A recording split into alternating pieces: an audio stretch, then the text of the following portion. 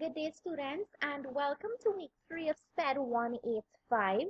We are on now to module 2, and for this week and the next, we'll be looking at high incidence special needs. When we refer to high incidence special needs, we're really talking about those disabilities that occur frequently in the general population, and by the general population, I mean society at large. But it is important to note that the majority of students with higher incidence disabilities are served in the general education classroom. This week, we'll be looking at the following objectives: to understand that special educators working in inclusive settings often serve students across disability categories or students with an array of educational needs, to describe and discuss the prevalence of characteristics of students with communication disorders as well as those with learning disabilities and intellectual disability. And we're also going to recommend accommodations and modifications to provide inclusion for students with higher incidence disabilities. I'd like to start by posing a question to you, and I want you to reflect on your own school experience about a time where you may have been struggling in a specific subject area or struggling with a task. Now that you've thought about it, I'm sure that it is not surreal to you that experiencing difficulty in school occurs. Maybe it happened to you, maybe it happened to persons that you came into contact with, but it is not unusual for persons to have difficulties in specific areas. When we speak about learning disabilities, though, we are talking about a specific and significant achievement discrepancy in the presence of adequate overall intelligence. So if we speak about a person having a learning disability, then it doesn't mean that they are having a challenge just for one particular period with a specific area. We're saying that it must be prolonged over a period of time, and learning disability also means that the person's intelligence based on their IQ score, there is a mismatch between that and the actual performance. Now, learning disabilities can affect a person in one or more areas. It can be specific to reading, writing, math, attention, coordination. It can be in one area or a number of other areas combined.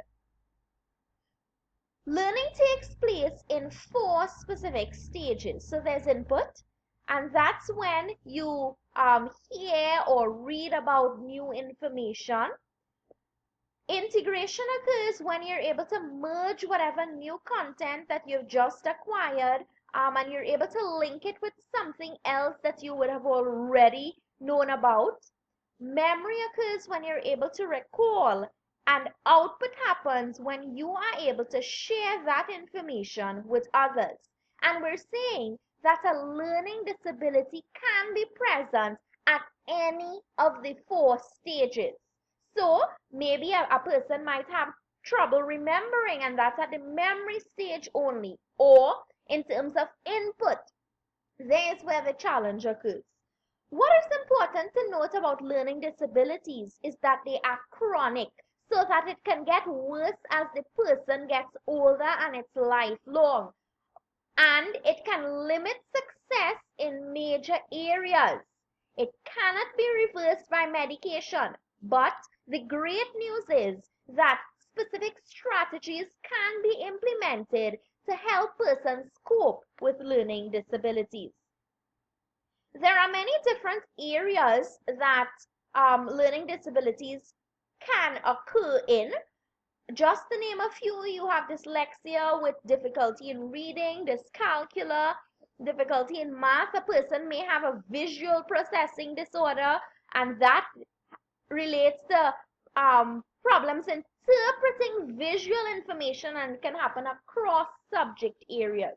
What I want you to go away with is the understanding that a person who has a challenge in one specific area and they're diagnosed with, let's say, a specific learning disability as it relates to reading, then that does not mean that the student cannot be successful and extremely successful at it in other areas like math or art or any of the other areas. It's just the specific area where the challenge would lie. Since it is also known as the invisible disability, because there are not any recognizable differences in terms of physical appearance or behavior. The cause of learning disabilities is often unknown. Some research suggests that it relates to brain damage, others say that there's a genetic link. The researchers also suggested that it's linked to low socioeconomic status, and so persons who are coming from environments that are poverty stricken with little access to healthcare and lack of supportive environment, all of those can be contributing factors towards having a learning disability. However, it is not conclusive. What is guaranteed though is that students with learning disabilities can learn. And in terms of the classroom application, teachers would have to use strategies that are specific to the area of deficit for the child and be able to give accommodations and modifications to that specific area of need, as well as teachers are advised to use systematic and explicit instruction to help students with learning disabilities to be able to cope.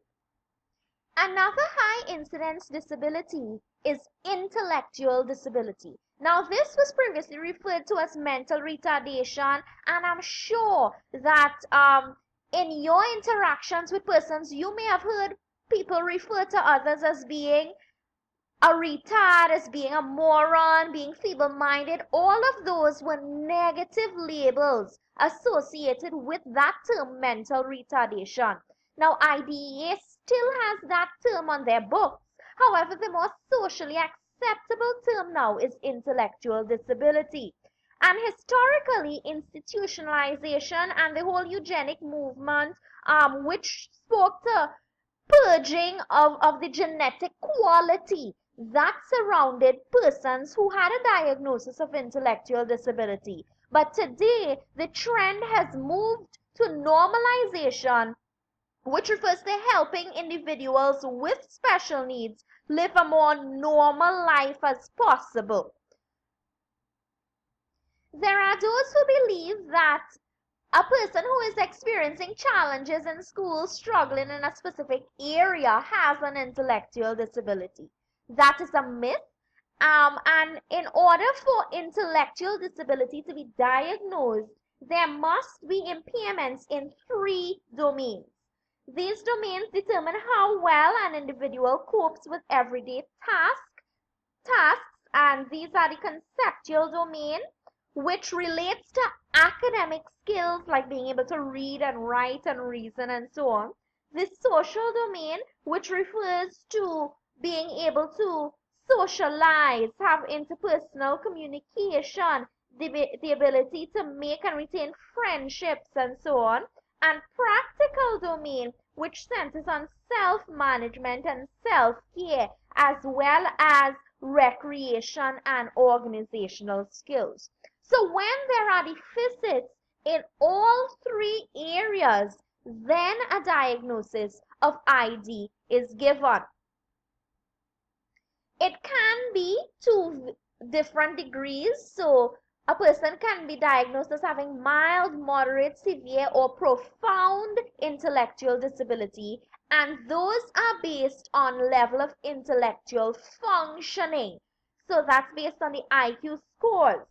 So when a person's IQ score ranges between 50 and 70, we're saying that that person may have a diagnosis of mild intellectual disability. 35 to 50 would be moderate ID, 25 to 35 severe intellectual disability, and any IQ score that is below 25 is considered to be profound intellectual disability. So that IQ score, coupled with deficits in the social domain as well as the practical domain, indicates intellectual disability. There are a number of causes that have been suggested as to why a person can have a diagnosis of intellectual disability. Some of the prenatal causes relate to chromosomal disorders, and under intellectual disabilities, there are different types. So you may have heard about Down syndrome, Fragile X syndrome, Williams syndrome. Those are different variations of intellectual disability. Some perinatal causes may be related to low birth weight and infections passed on from the mother to the child. Postnatal causes can be related to bacteria like meningitis, and also some psychosocial causes have been suggested relating to poor environmental circumstances. As classroom teachers, it is important for you to understand also that a child with intellectual disability can do well in school, but would be likely to need individualized help. And I mentioned before that the diagnosis can be mild, moderate, severe, or profound. In the general education inclusive setting, those who are considered to have mild and moderate intellectual disabilities would most likely be in the inclusive setting. And because of the whole notion of the least restrictive environment, those who are on the severe to profound scale would be found in other settings. In terms of the classroom application, teachers should be as concrete as possible when teaching, use a lot of hands-on materials. The focus of the curriculum should be to teach life skills, as well as assistive technology can be used to help the student to be able to cope. The next high incidence disability that we'll be looking at is communication disorders. And this is an umbrella term including all the disabilities that result in difficulties with speech, language, and hearing.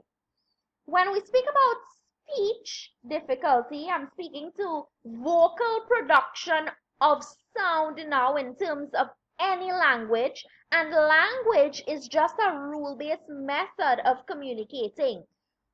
Right now, I'm using the English language to communicate with you through speech. And so we understand that there are other languages as well, like French, Spanish. Persons who cannot use speech use other ways, for example, sign language. And the use of language and speech is part of the communication process, which is the exchange of knowledge and ideas and opinions and feelings. So you may be familiar with maybe a person who stutters, or someone who has challenges producing sounds. For example, if they want to say rabbit, they say wabbit. Or a person whose voice sounds very nasal or maybe hoarse. Those refer to speech impairments, and it can be in three areas: articulation, fluency, or voice. In terms of language impairments now, they affect two areas. So a person can have a receptive language disorder, which relates to how they're able to understand and interpret what persons are saying to them or trying to communicate to them. An expressive language disorder, which relates to how that person is able to express themselves and communicate with others. I want you to understand that a person can have just a speech disorder, or the person can have a language impairment. And none of these, a speech impairment nor a language impairment, none of them is dependent, or none of them would impact intellectual ability. There are many different causes that can result in a person having a speech or language impairment.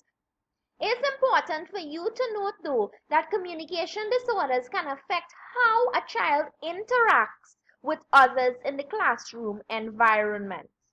So as the teacher, you would want to provide a language-rich environment, give explicit instruction and support. So this is where I leave you for this week. I encourage you to read the lecture notes and get involved in this week's discussion.